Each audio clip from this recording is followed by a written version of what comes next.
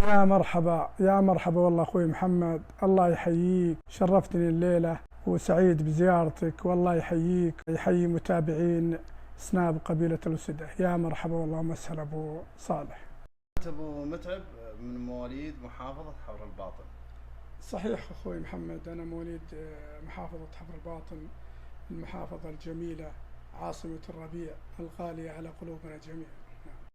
طبعا التوجه للإعلام هل هو من باب الشغف ولا أنك تبحث عن فرصة عمل وقتها؟ والله أخوي محمد، يعني التوجه للإعلام يعني كان شغف، يعني كان حب للإعلام وشغف يعني أكثر.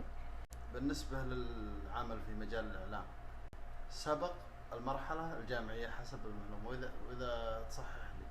صحيح أخوي محمد، يعني أنا درست الجامعة يعني تخصص صحي، يعني بكالوريوس إدارة مستشفيات، وكنت يعني أكتب.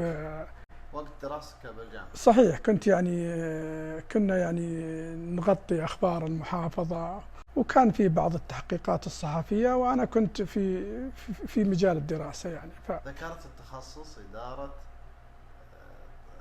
الطبية. نعم. كيف قدرت توفق بين الإعلام والتخصص مع الفوارق كبيرة؟ صحيح أخوي محمد، لكن قلت لك يعني كان الإعلام يعني شغف، وكان يعني أحس إنه يعني دور كنت يعني أقدمه يعني للمحافظة، لكن التخصص كان بعيد صراحة، يعني لأني كنت يعني حبيت يعني المجال الصحي أو العمل في المجال الصحي. صحيح. بدايتك كانت مع صحيفة الوطن. صحيح أبو صالح، يعني بدايتي كانت في قسم تحرير الأخبار المحلية في جريدة الوطن، وبالإضافة إلى بعض التحقيقات الصحفية يعني عن المحافظة والمنطقة يعني بشكل عام يعني. أنا قرأت لك مقالات تاريخ 2001 2002، مقالات كثيرة، مقالات فيها شيء اجتماعي، فيها شيء إنساني، فيها شيء من كثير. والله أبو صالح، يعني ما في شيء يعني محدد أو تخصص في شيء معين، يعني كان جميع يعني أخبار المحافظة، الزيارات للمحافظة، أي شيء يحدث في المحافظة من زيارات، بالإضافة إلى الأخبار، المشاريع، وبعض التحقيقات الصحفية يعني عن المنطقة وبشكل عام يعني. طيب أنا قرأت لك مقال تعديت أنت حدود المحافظة إلى مشذوبة، تتكلم عن احتياجاتها من الخدمات، الزلت، الكهرباء، الجوال. والله يعني مشذوبة لا شك، يعني ديرتنا وديرة أهلنا وربعنا، وكان واجب يعني صراحة علي إني أكيد نبي نغطي مركز مشذوبة،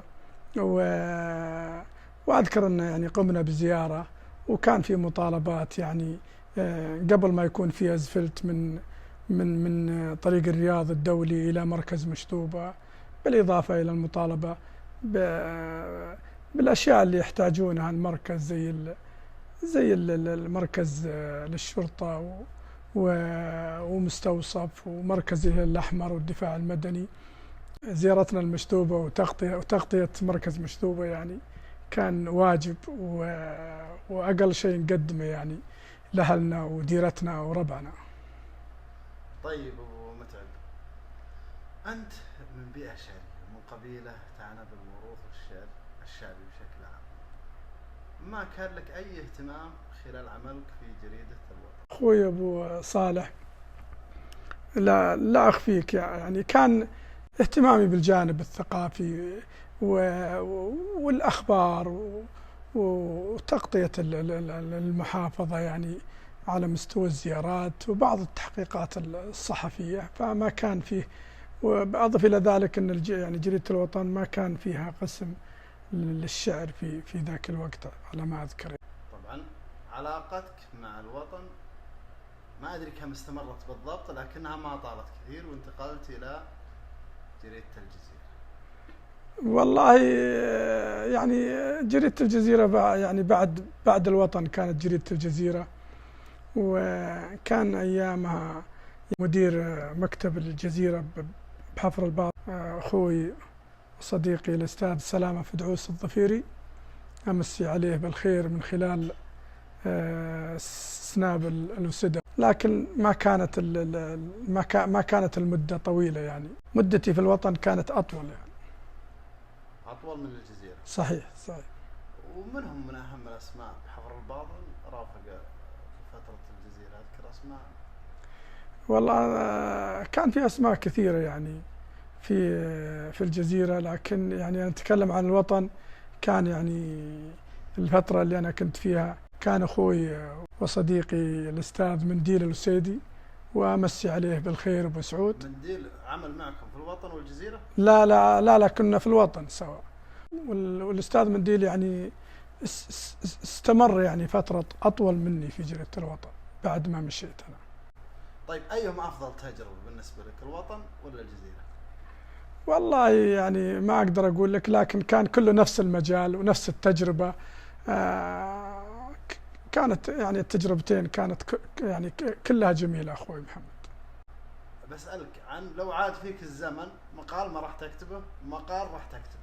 والله ما فيه يا أخوي محمد، يعني إحنا يعني ما هو مقال بشكل مقال، يعني إحنا كانت كتابات تحقيقات صحفية، يعني ما كان فيه يعني مقال أو عمود رسمي، لكن كانت يعني تحقيقات صحفية وتغطية بعض الجوانب. كل يعني اللي طرحنا كنا يعني فخورين فيه، وقدمنا يعني اللي نقدر عليه في وقتنا من تحقيقات صحفية، زي كان تحقيق عن مطالبات يعني المركز مشذوبة، وكان في تحقيقات كثيرة ممكن انت شفت يعني طلعت على شيء كثير صراحة. نعم. بس عاد يعني هل نبي ناخذ منك انت الحين؟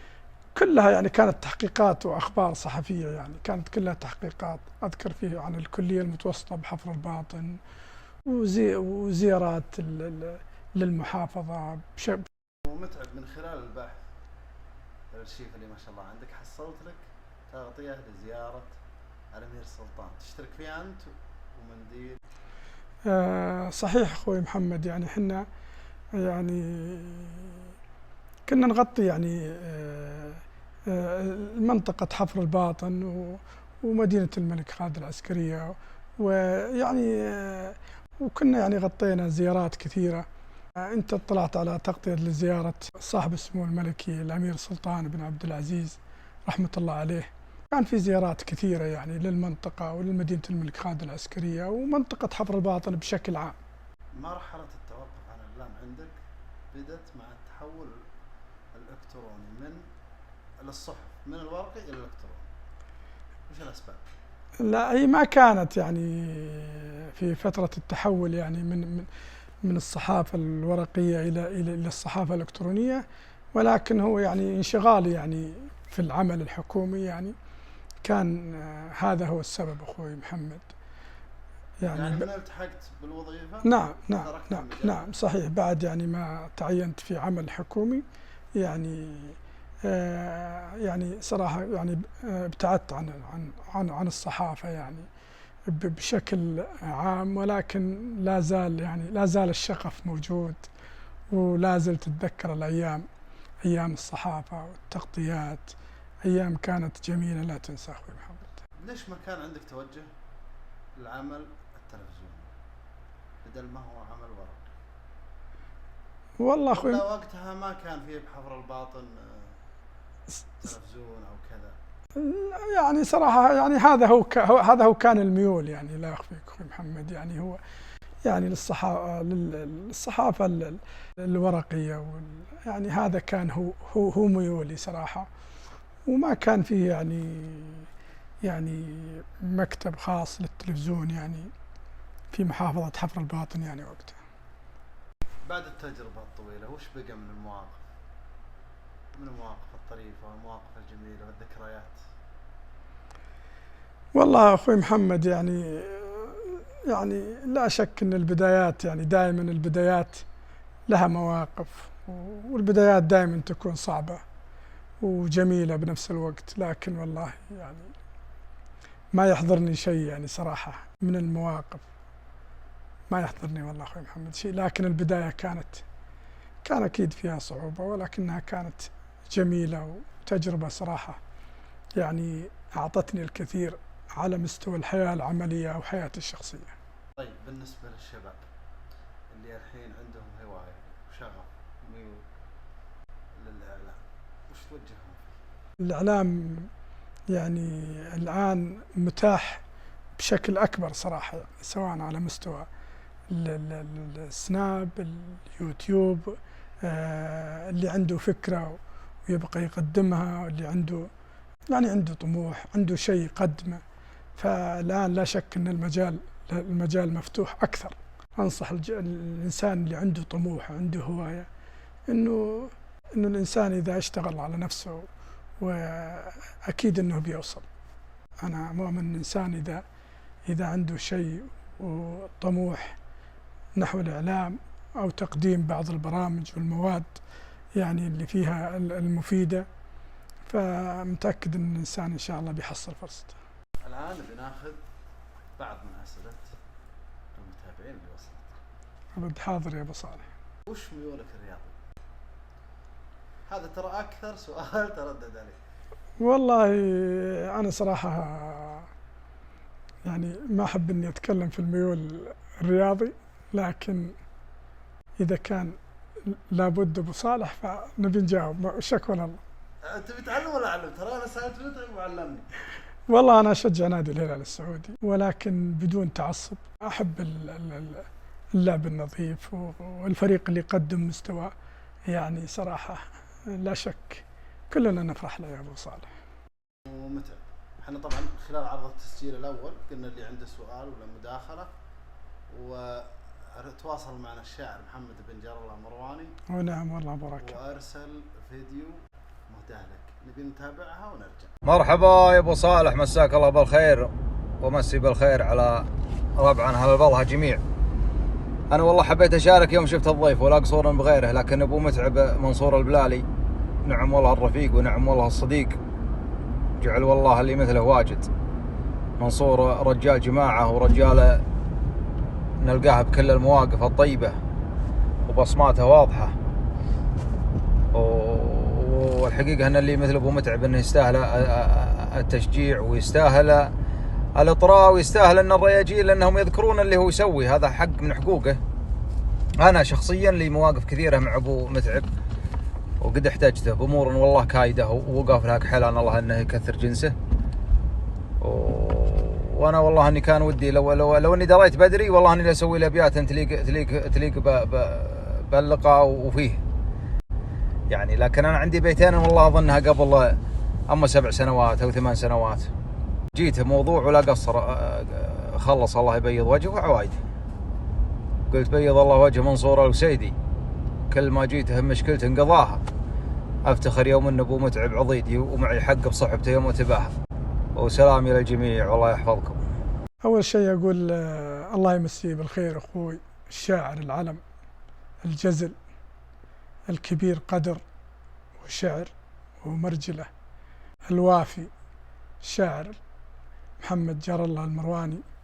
وصراحة يعني على مستوى المحافظة يعني فقدنا شاعر كبير وأخ صديق، وأقول له بركان الله يبيض وجهك. طبعا احنا فقدناه لأن بركان يعني انتقل للقصيم.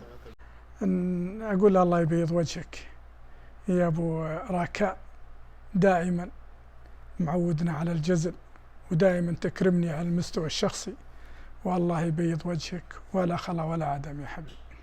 أبو متعب، احنا وصلنا معك الختام، عندك كلمة ختامية شيء ودك تقوله؟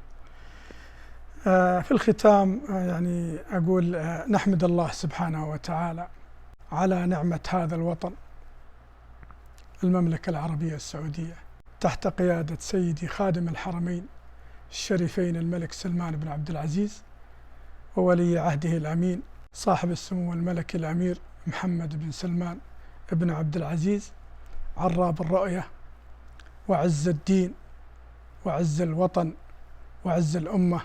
شاكر لك أخوي محمد على هذه الزيارة، أتمنى لك التوفيق وسعيد بما قدمت وفخور بما وصل له سنابل وسدة من زيادة في عدد المشاهدات.